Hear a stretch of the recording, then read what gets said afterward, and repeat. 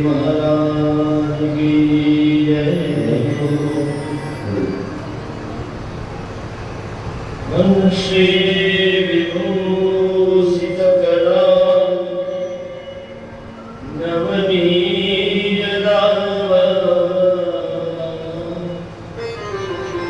पीतांबरा अरुण बिंब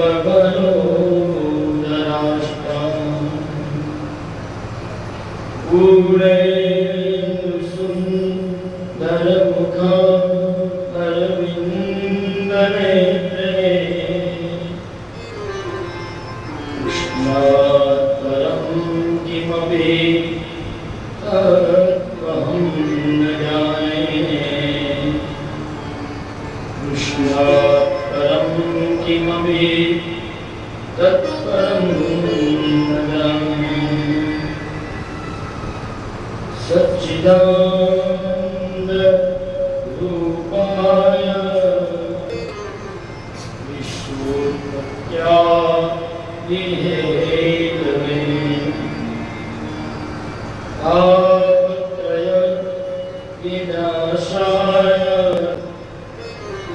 श्रीकृष्णाय नमः। श्रीकृष्णाय वयं नमः। यं प्रव्रजन्तमनुपेतकृत्यं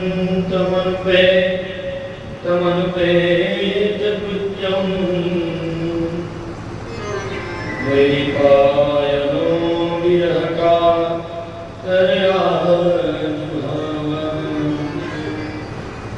पुत्रेति तन्मयतनया तरवो विनेदु त्वं सर्वभूतहृदयं मुनिमानतोऽस्मि। त्वं सर्वभूतहृदयं मुनिमानतोऽस्मि। नमोऽस्तु ते व्यासविशालबुद्धे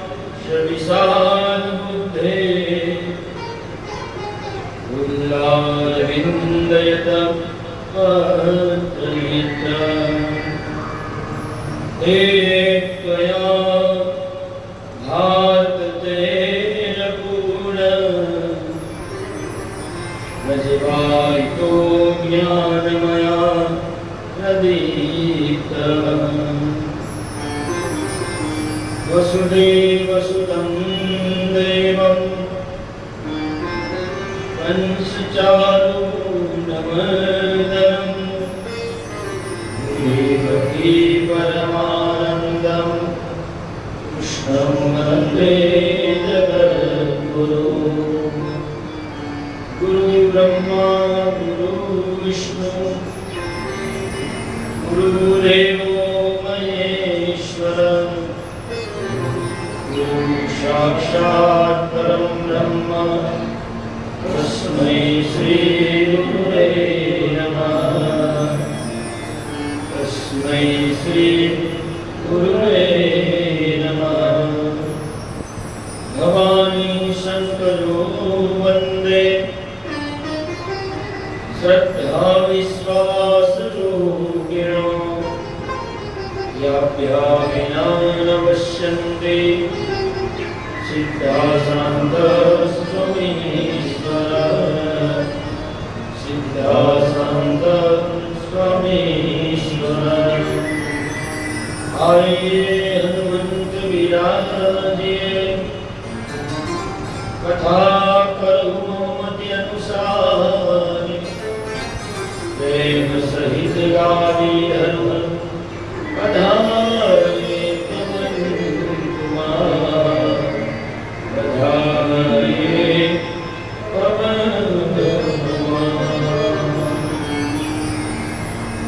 आज कथाનો બીજો દિવસ। आओ गोविंद दामोदर स्तोत्र द्वारा भगवान ने આપણે સ્તુતિ કરી। ભગવાન ને બધા મારી સાથે ગાઓ। પદારવિંદે न पदारविंद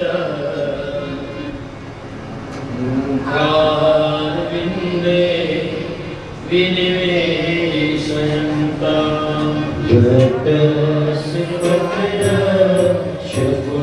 शकुतेशयाय पारं मुकुन्दं मनसा स्मरामि श्रीकृष्ण गोविन्द हरे मुरारी देवनाथ नारायण वासुदेवा श्रीहरे विपस्ता ऋग्वेद देवं गोविन्द दामो शर्मागति तुकामा गोपकन्या पूजारिपाला वितचिता कीर्तयादिकं वशादगोचर गोविन्द दामो शर्मागति मुहे मुहेनो भगवतो कदम्बा सर्वे मिलित्वा संगमाते पुण्यानि ज्ञानानि पठन्ति नित्यं गोविन्द दामो शर्मागति सुखासयाने इदमेव सारं दुःखावसाने इदमेव ज्ञेयम् देहावसाने इदमेव साप्यं गोविन्द दामो शर्मागति गोविन्द दामो शर्मागति गोविन्द दामो शर्मागति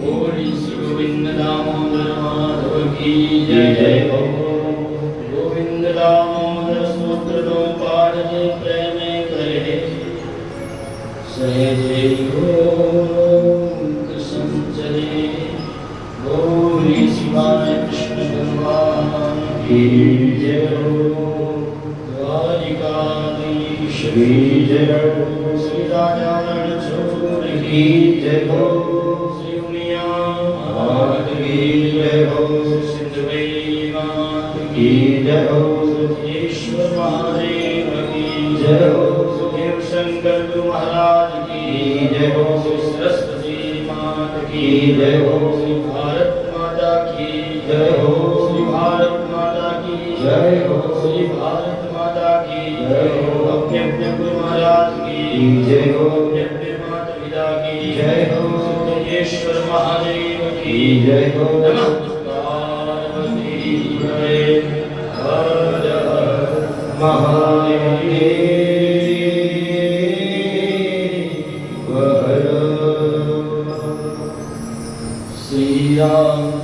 श्री राम जय जय राम श्री राम जय राम जय राम श्री राम जय राम जय राम श्री राम जय राम जय राम श्री राम जय राम जय राम श्री राम जय राम जय राम श्री राम जय राम जय राम श्री राम जय राम जय राम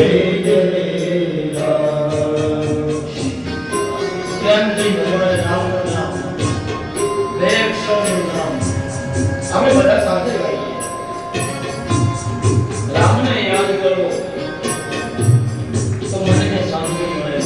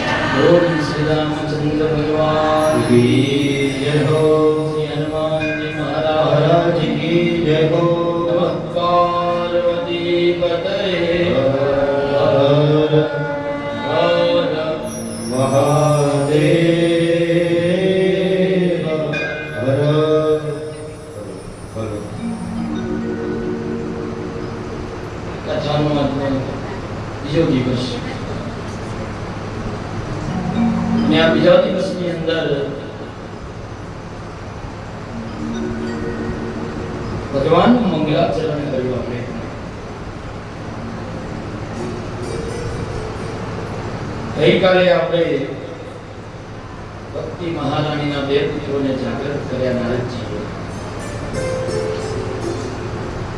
જ્ઞાન અને વૈરાગ્ય. જ્ઞાન અને વૈરાગ્યને જાગૃત કર્યા એટલે ભક્તિ મહારાણીએ કીધું નારદજીને, હે નારદજી, તમે મારા આ બંને દીકરાને જો કદાચ જાગૃત ન કર્યા હોત ને, હું આ દેશ છોડીને જતી રહેત.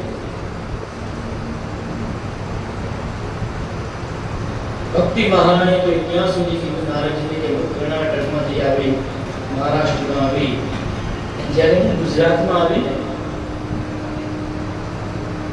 ત્યારે મને એવું લાગે છે કે હું ઘરડી થઈ ગઈ.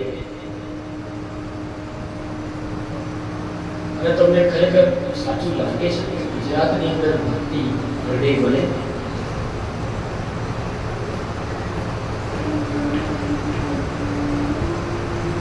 આ ભાગવતજીની અંદર લખ્યું છે કે ગુર્જર પ્રાંતે, ગુર્જર પ્રાંત એટલે કે આપણું ગુજરાત નહીં સાહેબ, પંજાબની અંદર એક ગામ છે, એક પ્રાંત છે.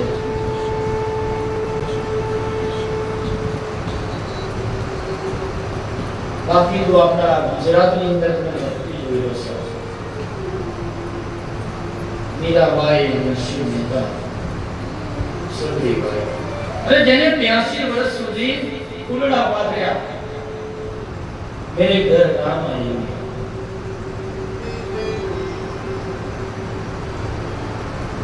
ભક્તિ એને કહેવાય સાહેબ. ધીરજ રાખવી ભક્તિમાં, તો રામ ઘરે આવે.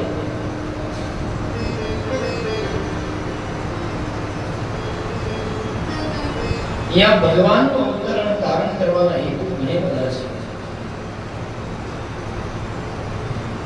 ભગવાને અવતાર ધારણ કર્યા છે, આપણે જાણીએ છીએ 24. શાસ્ત્ર મુજબ અલગ અલગ પુરાણો મુજબ પરમાત્માએ અલગ અલગ અવતાર ધારણ કર્યા છે.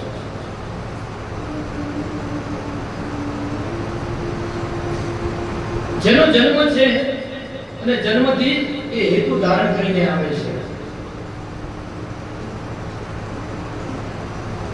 એવા ભગવાનને સુખદેવજીએ વંદન કર્યા છે. સુખદેવજીએ વંદન કરી શ્લોકની અંદર કીધું કે સત્યમ પરમ ધીમહિ, સત્ય એ જ ઈશ્વર છે. કે હે નારાયણ, સુખદેવજી વંદના કરી છે. ઓમ નમો ભગવતે વાસુદેવાય, ઓમ નમો ભગવતે વાસુદેવાય, ઓમ નમો ભગવતે વાસુદેવાય.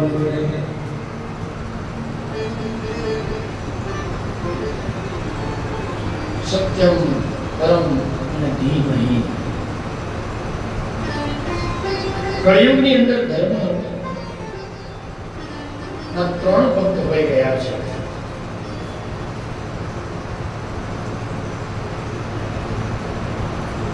આપણો બધાનો ધર્મ એક પગ ઉપર ઊભો છે.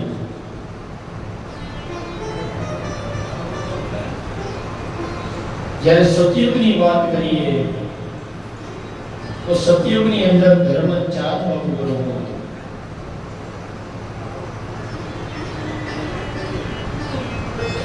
ત્રેતા યુગની અંદર ધર્મ 3 પગ ઉપર હતો.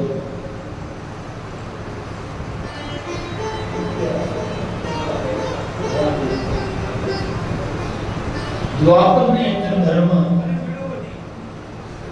2 પગ ઉપર ઊભો છે. ને હાલ કલિયુગની વાત કરીએ તો ધર્મ 1 પગ ઊભો છે.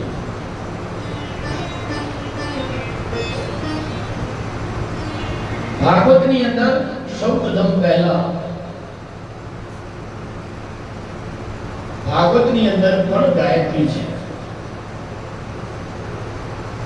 ઓમ નમો ભગવતે તુભ્યમ વાસુદેવાય ધીમહિ પ્રદ્યુમ્નાય અનિરુદ્ધાય નમઃ સંકર્ષણાય ચ. ભાગવતજીની ગાયત્રી છે. કળિયુગના માણસ માટે કોઈ ઉત્તમ કોઈ ઔષધ હોય, કોઈ દવા હોય તો એ છે ભાગવત. હવે રોગ આપણને બધાને લાગ્યો છે અત્યારે.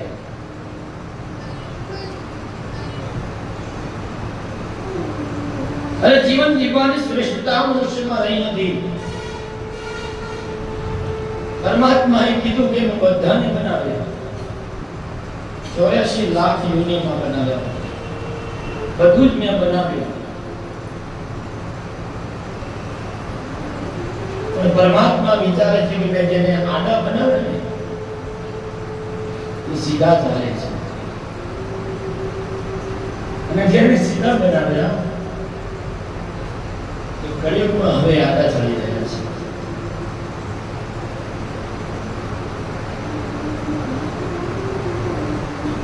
કેટલા પ્રકારના રોગો થઈ રહ્યા છે.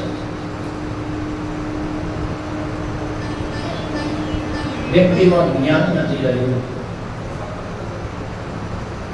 ભક્તિ નથી રહી.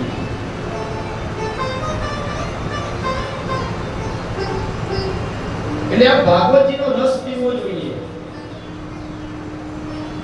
ઉનાળામાં તમે જેમ કેરીનો રસ ખાઓ ને, એમાં ફળને સુખદેવજીએ ચાંચ લગાવી છે. અને સુખદેવજીએ ચાંચ લગાવી છે ફળને. સાહેબ, તમારા આગળ પણ સુખદેવજી સ્વરૂપ ઉઠ્યા છે, તમને કદાચ ખબર હોય. એટલા માટે આપણને આ ભાગવત સાંભળવી ગમે છે.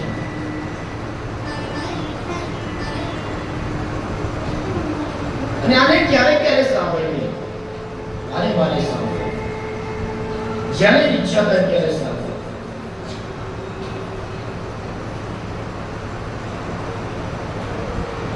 હવે તમને બધાને એમ થાય કે ભાગવત સાંભળવાથી બાપથી કલ્યાણ થાય. એવું કોઈ ઉદાહરણ છે તમારા જોડે કે જેને ભાગવત સાંભળી એનો ઉદ્ધાર થયો?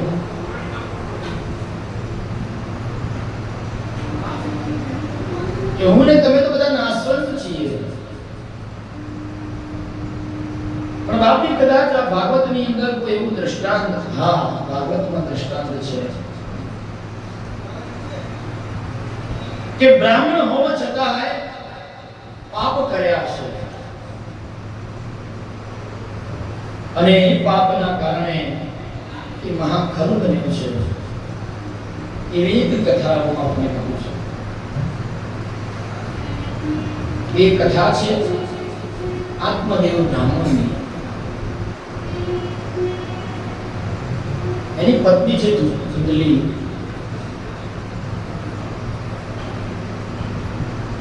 બંને પતિ પત્ની છે. એવા નગરમાં રહે છે કે ત્યાં આગળથી તુંગભદ્રા નામની નદી વહે છે.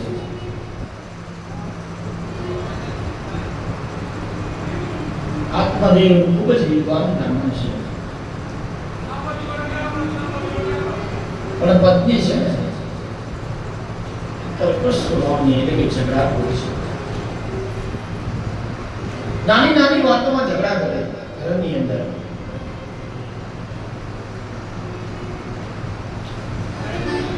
પરમાત્મા એને સંપદા ધન બધું આપ્યું છે,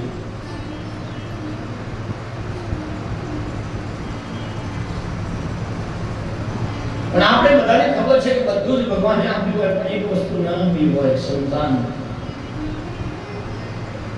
સંતાન માટે આપણે ઘણી બધી બાધાઓ રાખીએ.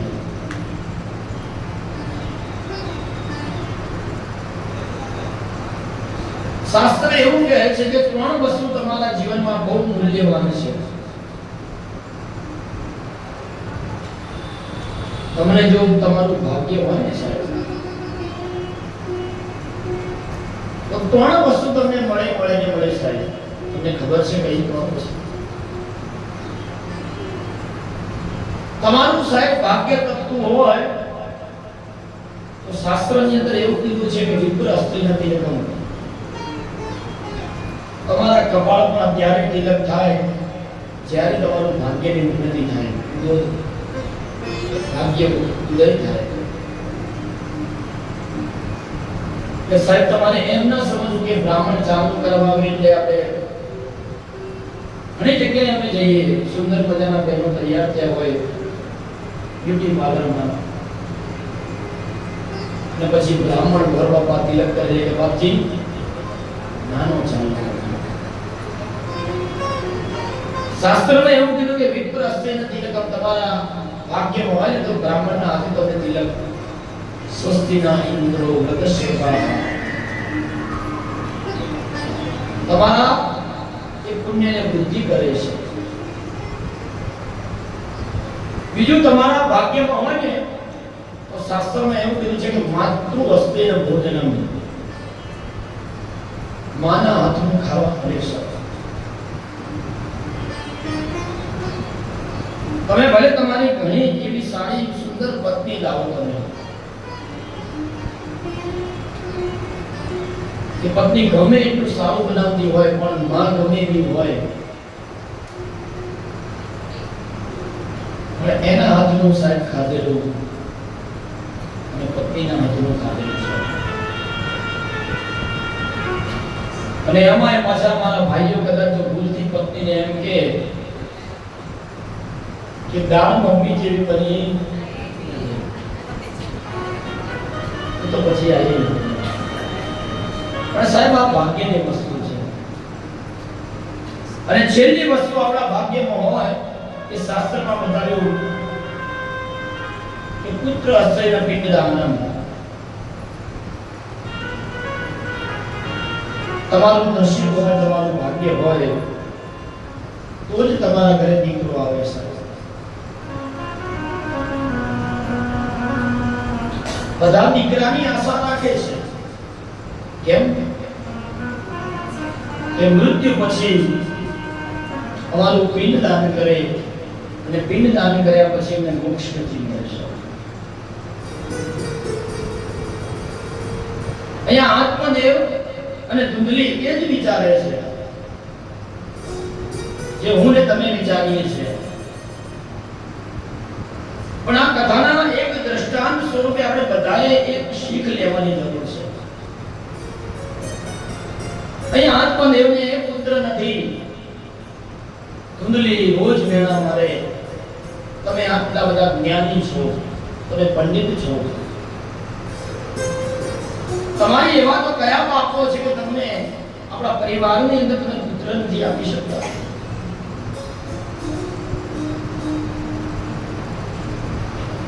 અરે એટલું જ નહીં, પણ આત્મદેવના આંગણાની અંદર જ્યાં તુલસીજી હતા, તુલસીજીની અંદર માજર પણ નથી આવી.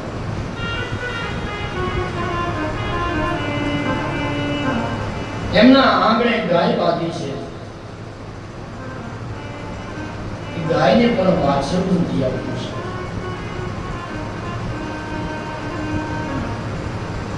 આ બધા મેણા આ ધુંધલી આત્મદેવને મારે છે કે તમે તો એવા કેવા પાપ કર્યા છે કે આંગણાની અંદર તુલસી છે, તુલસીજીને માજર નથી. અરે એ તો છોડો, વાછડું છે, ગાય છે તો એને પણ વાછડું નથી.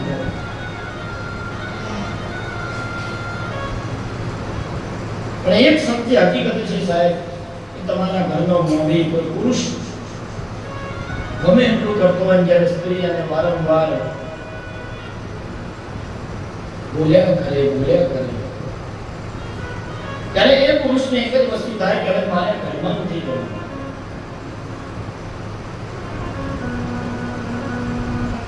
અહીંયા આત્મદેવ પણ એવું જ વિચારે છે કે હવે મારે આ ઘરમાં રહેવું નથી, કારણ કે મારી કોઈ ઇજ્જત નથી.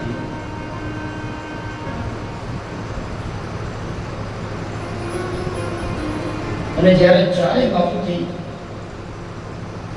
આપણને એવું એવું લાગે ને કે મારા જ નસીબ ખરાબ છે. ઘણા લોકો એવા મળે આપણને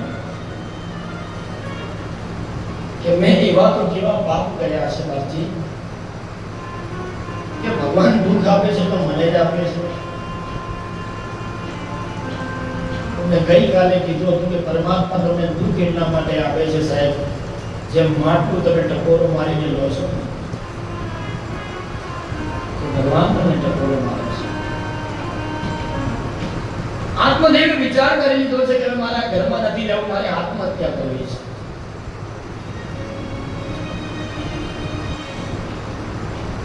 આત્મહત્યા કરવા માટે વનમાં જાય છે.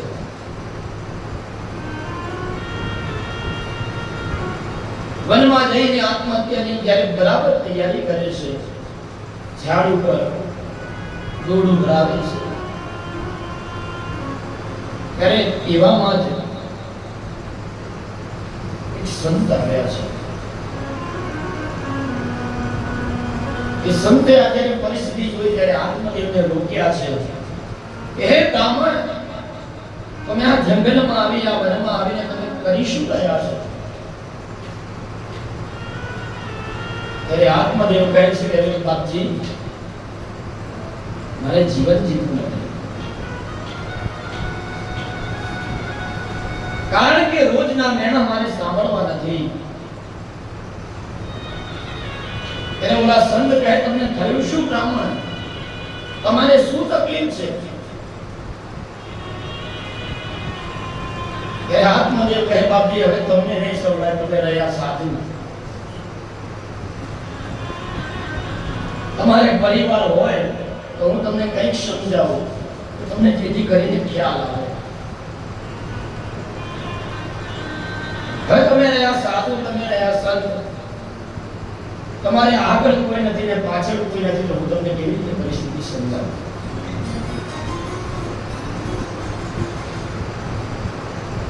સંત બહુ સમજાવે છે આત્મદેવને. આત્મદેવ એ સાંભળવા તૈયાર નથી. ના બાપજી, મને હવે મરી જવા. ત્યારે છેલ્લે આત્મદેવ જ્યારે સંત વારંવાર મૂકે છે ત્યારે સંતને પણ ગરમ થઈને આત્મદેવ એવું કહે છે કે બાપજી, તમારામાં જો ખરી શક્તિ હોય, જો તમે સાચા સંત હોય, તો હું તમને એક વાત કહું કે મને પુત્ર નથી, અને બાપજી તમે જો આપી શકતા હોય ને તો મને સંતાન પ્રાપ્ત થાય એવા એક આશીર્વાદ આપો.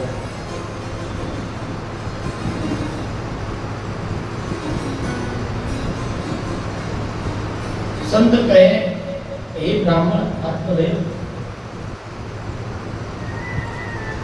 આ સંસારની વાસનાઓનો તમે ત્યાગ કરો, કથા સાંભળો, ભગવાનનું ભજન કરો. પણ આત્મદેવ મનથી ઘરેથી નક્કી કરીને આવ્યા છે. છેલ્લે જ્યારે સંતે એમને એક પ્રસાદી સ્વરૂપે ફળ આપ્યું,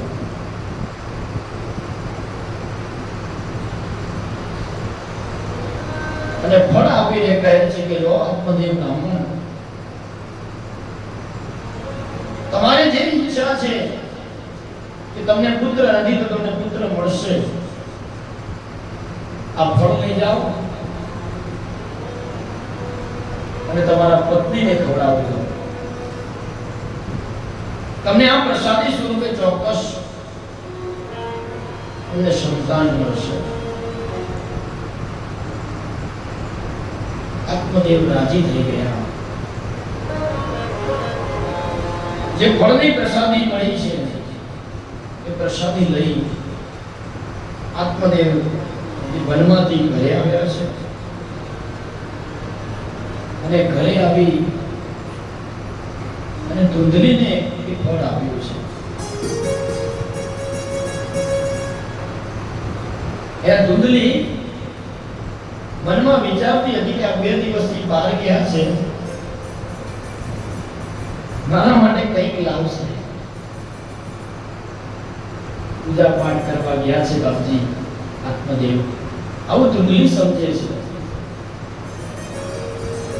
કે મારા માટે કદાચ સોનાનો સેટ લાવશે, સાડી લાવશે.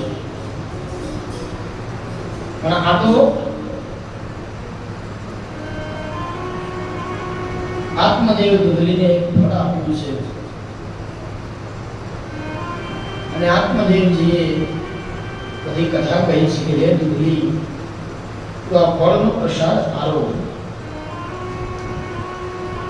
અને આ ફળના પ્રસાદ સ્વરૂપે આપણને જ્યારે ભગવાન સંતાન આપે ત્યારે આ સંતાન ના માટે થઈને આપેલું આ ફળ એ સાધુ એ શ્રેષ્ઠ છે. એ સાધુનું તપ હશે એવું આપણે પછી સમજીશું કે કોઈ તપસ્વી સાધુના હાથે આપણને પ્રસાદ મળે છે.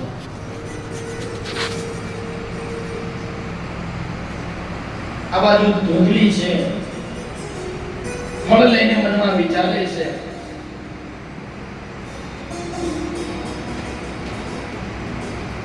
આત્મદેવ તો ત્યાંથી નીકળી ગયા છે ફળ આપીને.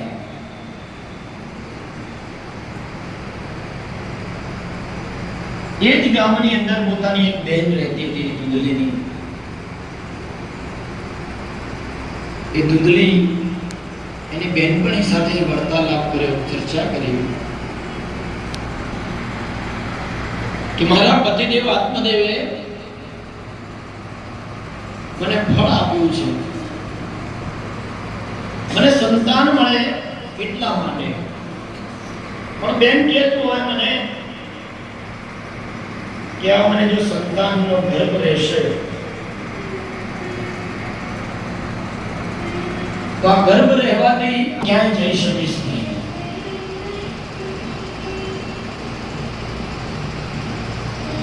હું આમ તેમ કે મારે જવું હશે, ફરવું હશે તો ફરી નહીં શકું. મારે જે ખાવું હશે એ પણ હું નહીં ખાઈ શકું.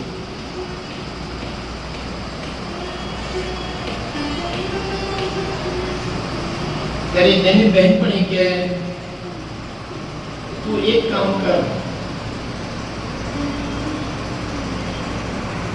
ફળ છે ને તારે ખૂબ પૈસો છે,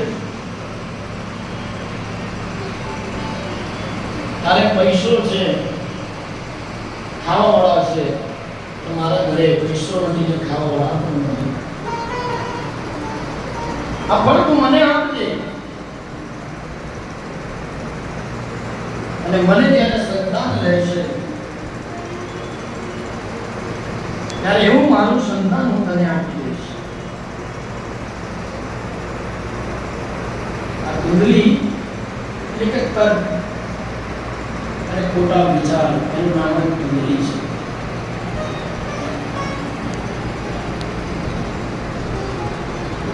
આ ધૂંધલી એવું નથી વિચાર્યું કે આ ફળ સંતે આપેલું છે અને આ સંતની પ્રસાદી કોઈ દિવસ સાહેબ વ્યર્થ નથી જતી. એની બહેનપણીને આપી દીધું, બહેનપણીએ ફળ આપ્યું. આ બાજુ ધૂંધલી પોતે ગર્ભવતી છે એવું એક નાટક કરે છે આત્મદેવ સાથે.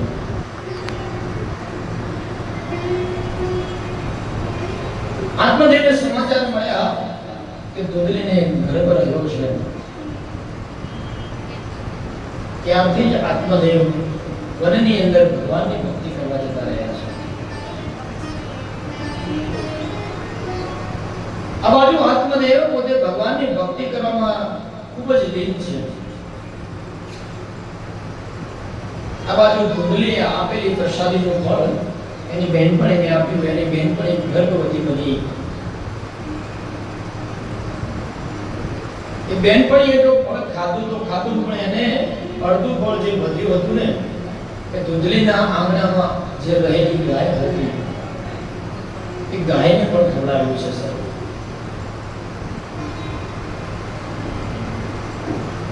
આ બાજુ બહેનપણી ગર્ભવતી બની. આ બાજુ તમે જુઓ સંતની પ્રસાદીનું સ્વરૂપ. આંગણામાં રહેલી ગાય પણ ગર્ભવતી બને છે સાહેબ.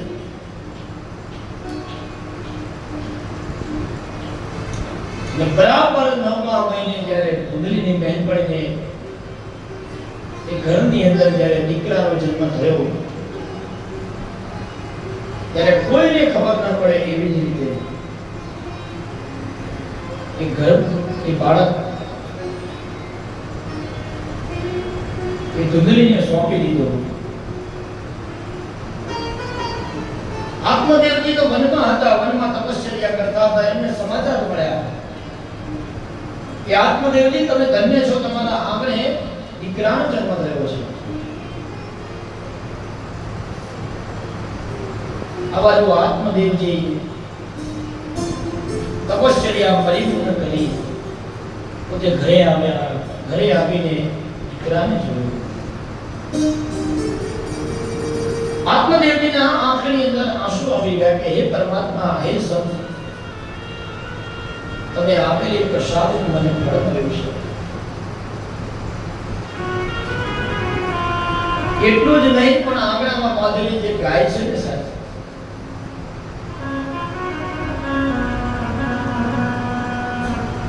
આ ગાયના એ પેટમાંથી એક બાળકનો જન્મ થયો છે.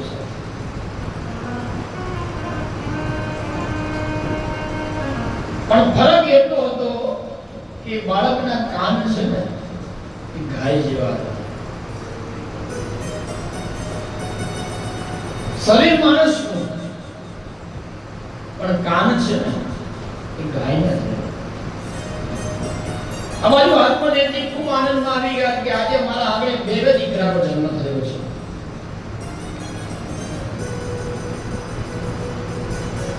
આત્મદેવજી આનંદમાં ને આનંદમાં બ્રાહ્મણોને બોલાવે છે, ગરીબોને બોલાવે છે, દાન દક્ષિણા આપે છે.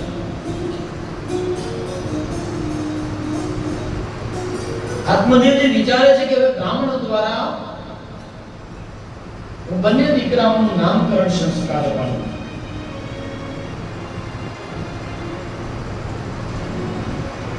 જ્યારે ધુંધલી પાછી વચમાં આવી તો વિચાર તો કરો. આપણે જ્યારે સાહેબ સારું કોઈ કાર્ય કરવા જઈએ ને ત્યારે મનમાં તર્ક પહેલો જાગે, અને તર્ક જાગે ને તર્ક બીજો કોઈને ધુંધલી છે સાહેબ. સારું કામ કરવા જતા હોઈએ ને તરત જ વિચાર આવે કે થશે કે નહીં થાય. સાચું કે ખોટું? પણ સાહેબ એક જ વસ્તુ મનમાં નક્કી કરીને જાઓ કે મારું આ કામ થવું જોઈએ. આત્મદેવજી જ્યારે નામકરણ સંસ્કારની વિધિ આરંભ કરે છે ત્યારે ધુંધલી પાછી નથી આવી કે લેડી ફર્સ્ટ હું મારું દીકરાનું નામ હું પાડીશ.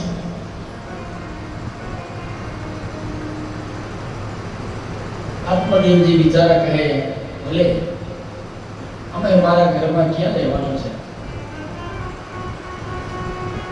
અમે પાછું જો તને નામ નહીં પાડવા દો તો તું કંકાસ કરીશ. માં દીકરાને રાખે સાહેબ, મોટો કરે, ગમે એવું કરે, પણ માં જન્મ આપીને છોડી જાય સાહેબ, પણ નામ પિતાજીનું લાગે પાછું. અહીંયા ધુંધલી એવું કીધું કે હવે હું મારા સંતાનનું, મારા દીકરાનું નામ હું પાડીશ.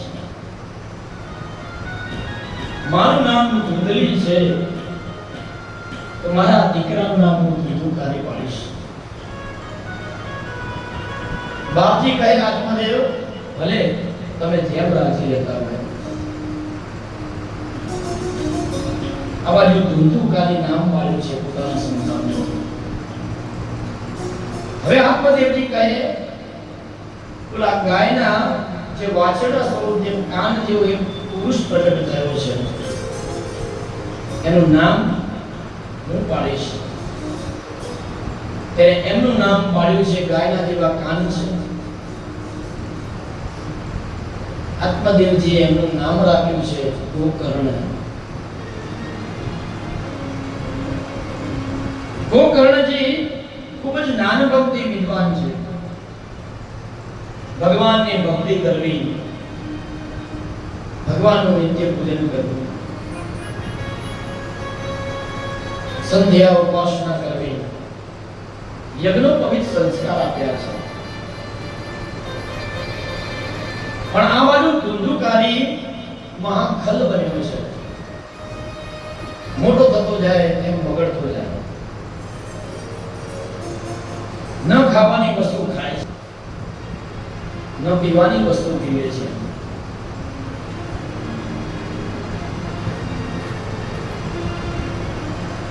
આ બાજુ આત્મદેવજીને ખબર પડી ગઈ કે હવે મારો દીકરો ગોકર્ણ છે, એ ગોકર્ણ વિદ્વાન બન્યા છે.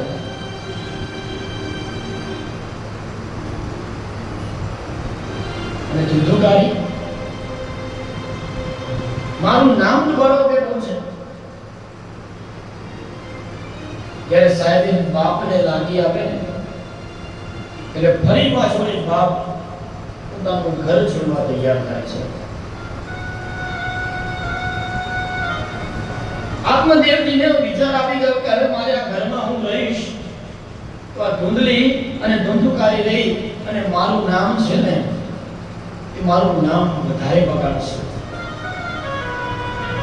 અને સાહેબ આમાં સાચી વાત છે કે તમે જેવા વ્યક્તિ જોડે રહો ને એવી તમને સોબત લાગે ને લાગે છે.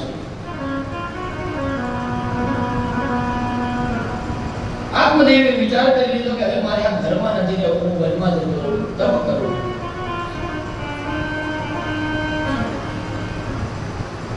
અહીંયા આત્મદેવજી તપ કરી રહ્યા છે વનમાં. ફરી પાછા બોલા સંત મળ્યા કે બાપજી હવે તો હવે સંતાન તમને મળી ગયું હશે,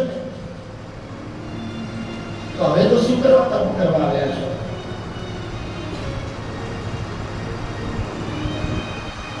ત્યારે આત્મદેવજીએ કહ્યું, હે બાપજી તમારી વાત સાચી છે. તમે મને ના કહી હતી સંતાન માટે, પણ મારી જીદના હિસાબે મને સંતાન મળ્યું. પણ હે બાપજી આ સંસારમાં એક વસ્તુ તો મેં જોઈ કે દીકરા વગરના પણ લડે છે અને દીકરા વાળા પણ લડે છે. એ જ દીકરો જ્યારે માના પેટમાં હોય ને માને જ્યારે લાત મારે ને સાહેબ ત્યારે માને ગમે. અને એક દિવસ જો કદાચ દીકરો લાત ના મારે ને તો માને કઈ વેદના થઈ નથી એટલે ડોક્ટર પાસે જાય કે ડોક્ટર સાહેબ આજે જરા ચેક કરો, મારા દીકરાએ મને લાત નથી મારી, હલ્યો નથી અંદર. એટલે સાહેબ દુઃખની વાત ક્યારે આવે છે કે જ્યારે એ જ દીકરો મોટો થાય, એના લગ્ન થઈ જાય, એના પત્ની આવે અને પછી મા બાપને સાહેબ જે લાત મારે ને સાહેબ એ લાત છે ને સાહેબ પેટમાં વાગ્યા કરતા વધારે લાત હૃદયની અંદર વાગે છે સાહેબ.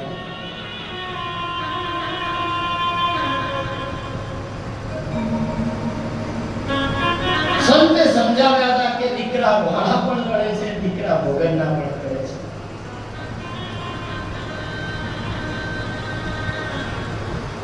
આત્મદેવજી કહે બાપજી તમારી વાત સાચી છે, હું માન્યો નહીં. આત્મદેવજી તપ કરી રહ્યા છે. ગોકર્ણજીને ખબર પડી ગઈ કે હવે મારે પણ આ ઘરમાં રહેવાય નહીં. જ્યાં વ્યભિચાર થતો હોય, જ્યાં ચોરી થતી હોય, જ્યાં ખોટું બોલાતું હોય,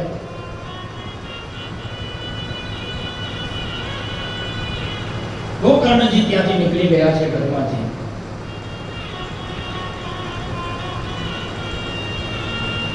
આ બાજુ ધુંધુકારીને હવે ખબર પડી ગઈ કે હું ને મારી માં છીએ. એટલે ધુંધુકારી રોજ માના આગળ પૈસા માંગે કે માં મને તો પૈસા આપો. ધુંધલી ત્યારે પૈસા ક્યાંથી લાવે? ત્યારે વિચાર કરો સાહેબ, એ જ સંતાન ધુંધુકારી પોતાનું માન પણ એની હત્યા કરે છે. પોતાની માને મારી નાખી છે સાહેબ. માનું મૃત્યુ થયા પછી ધુંધુકારી હવે એવું વિચારે છે કે હું ઘરમાં હવે એકલો છું. એટલે ખરાબ સોબતે ચડ્યો છે.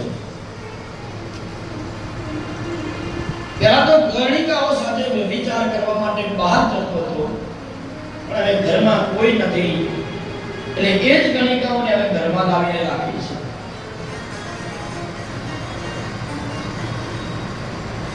હવે બે બે ત્રણ ત્રણ ને ચાર ચાર ગણિકાઓ ઘરમાં રાખે એટલે ધુંધુકારીને ખવડાવવું તો પડે ને. ધુંધુકારી કઈ નોકરી નથી કરતો, કઈ પૂજા પાઠ નથી કરતો, બ્રાહ્મણ હોવા છતાંય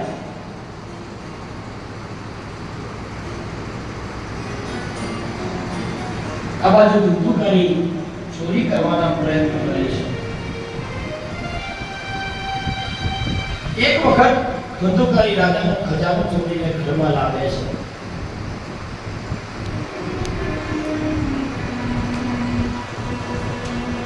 અને ખજાનો ચોરીને જ્યારે ઘરમાં લાવીને મૂકે છે ત્યારે ઓલી ગણિકાઓને ખબર પડી કે આપણે તો રોજ ખાતા તમે સારું લાગતું, પણ હવે આને તો મોટો રાજાનો ખજાનો ચોર્યો છે. કોઈ સામાન્ય ચોરી નથી કરી. અને જો કદાચ રાજાને ખબર પડશે તો આને તો મારશે પણ આપણે પણ સાહેબ ખાધેલું છે ને, આપણને પણ મારશે સાહેબ. એટલે તમારા ઘરમાં અને મારા ઘરમાં કદાચ કોઈ હરામનો પૈસો આવી જાય ને સાહેબ, તો ચોક્કસ આપણે તકલીફ આપે ને આપે.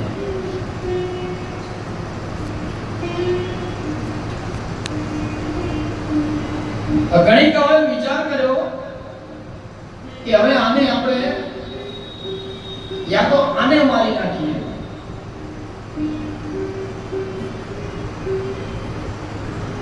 ત્યારે પાંચ ગણિકાઓએ ભેગા મળી ધુંધુકારીના હાથ બાંધ્યા છે, પગ બાંધ્યા છે, એના ઉપર અનેક અસ્ત્ર શસ્ત્રથી પ્રહાર કર્યા છે. પણ છતાંય પાપ બહુ કર્યા હોય ને સાહેબ, એટલે મૃત્યુ જલ્દી ના આવે. ધુંધુકારી મરતો નથી. ત્યારે ઓલી ગણિકાઓએ પાંચ ગણિકાઓએ એવી યુક્તિ કરી કે ધબધબતા અંગારા લઈ અને ધુંધુકારીના મોઢામાં મૂકી દીધા. અહીંયા ધુંધુકારી હવે મૃત્યુ પામ્યો છે.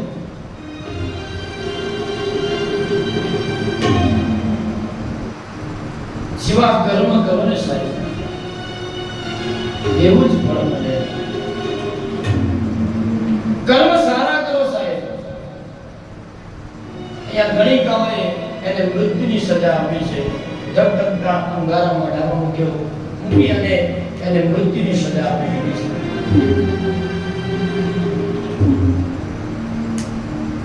સાહેબ માનો તો સ્વર્ગ જ અહીંયા છે અને માનો તો આપણે બધાનું નરક પણ અહીંયા છે.